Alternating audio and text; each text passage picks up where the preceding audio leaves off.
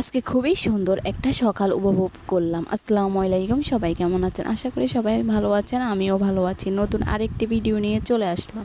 দেখেন চারপাশের প্রকৃতিগুলো আসলে কত সুন্দর, যাতে খুবই সকালবেলা একটু হাঁটতে আসলাম। আসলে অনেক ভালো লাগতেছে না, তাই নামাজ পড়ে একটু হাঁটতে আসলাম, দেখতে আসলাম কিরকম যে আজকের পরিবেশটা। আসলে গ্রাম বলে কথা, গ্রামের দৃশ্য আসলে এমনিতেও অপূর্ব হবে, তাই না? আল্লাহর দুনিয়া আসলে খুবই সুন্দর, তাই না? সবুজ শ্যামল অপরূপ দৃশ্যগুলো খুবই ভালো লাগে। আপনাদের থেকে কেমন লেগেছে অবশ্যই কমেন্টে জানাবেন। আমার কিন্তু খুবই ভালো লাগতেছে, দেখতে পারতেন চারপাশের প্রকৃতিগুলো কত সুন্দর। আর যদি সকালবেলা এরকম একটা পরিবেশ দিয়ে হাঁটতে পারে তাহলে তো অনেক ভালো লাগে, তাই না? আসলে এরকম পরিবেশে হাঁটতে কিন্তু অনেক ভালো লাগে।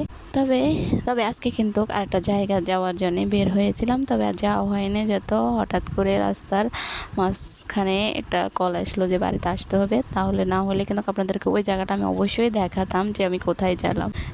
ওই জায়গাটা কিন্তু খুবই সুন্দর। আসলে যাওয়া হয়নি। আর এখানে দেখেন রাস্তার চারিদিকে কিন্তু মিনা গাছ লাগিয়ে রেখেছে, অনেক মিনা ধরে রয়েছে।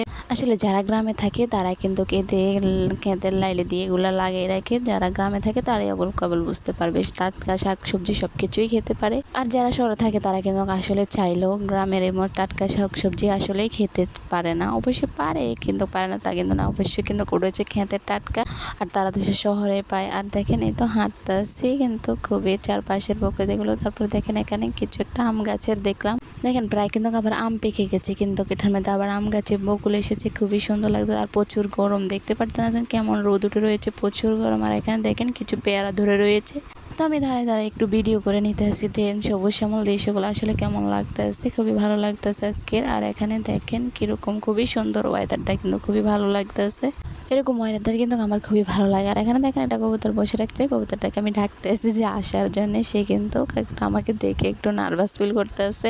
মানে আমার মন থেকে আমি বলতেছি যে হ্যাঁ, আমাকে দেখে একটু একটু ভয় পেতেছে। তারপরে হ্যাঁ কিন্তু বললো, উড়াল মেরে চলে গেল। আর দেখেন এখানে একটা পাখির বাসা, পাখি বসে রয়েছে কিন্তু দেখা যায় না। আমি কিন্তু দূর থেকে এটা ঝুম করে নিয়েছি পাখির ভাষাটা। এটাকে কে চেনেন, কে বলতে পারবেন যে এটা কি ফুল? আর এটা কি আপনারা কখনো খেয়েছেন? এই জিনিসটা কি অবশ্যই যদি জেনে থাকেন কমেন্টে জানিয়ে দিবেন যে এটা আসলে কি। এটা কি আপনারা কখনো খেয়েছেন এই জিনিসটা? ছোটোবেলায় কিন্তু কাজ করে গেছে, এই জিনিসটার কথা খুবই মনে পড়ে গেল। ছোটোবেলার দিনগুলো অনেক মিস করি।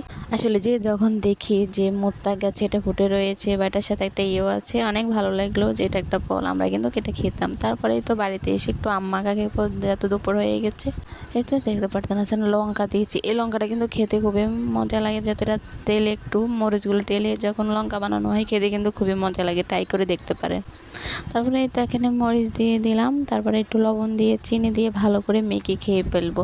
তো আমার ভিডিওটা এ পর্যন্তই। কেমন হয়েছে পুরো ভিডিওটা? যদি ভালো লেগে থাকে অবশ্যই লাইক কমেন্ট শেয়ার দিয়ে আমার পাশে থাকবেন। নেক্সট ভিডিওতে আবার আপনাদের সবার সাথে দেখা হবে। সে পর্যন্ত সবাই ভালো থাকবেন, সুস্থ থাকবেন। আল্লাহ হাফেজ।